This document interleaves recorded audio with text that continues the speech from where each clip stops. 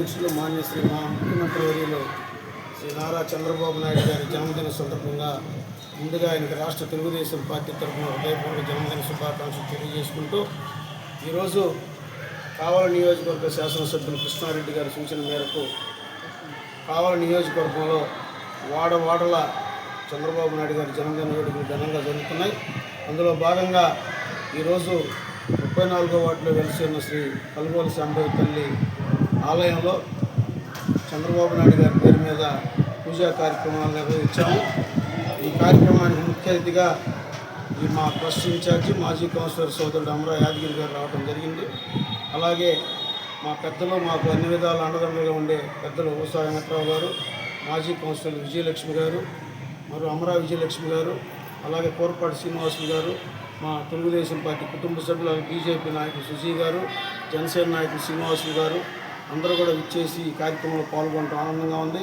చంద్రబాబు నాయుడు గురించి ఎంత చెప్పినా చాలా తక్కువగా ఉంటుంది. ఈరోజు ఆయన గొప్ప విజనరీ, ఎంతో ముందు చూపు ఉన్న గొప్ప నాయకుడు. ప్రపంచంలోనే చంద్రబాబు నాయుడు కంటూ ఒక ప్రత్యేక స్థానం ఉంది. ఆనాడు 95లో ముఖ్యమంత్రి అయినప్పుడు విజన్ 2020 అనే ఒక నినాదంతో ఆనాడు ఐటీ సిటీ కానీ సైబరాబాద్ కానీ అసలు హైటెక్ వ్యవస్థని ఉమ్మడి ఆంధ్రప్రదేశ్లో ప్రవేశపెట్టిన గొప్ప నాయకుడు నారా చంద్రబాబు నాయుడు గారు.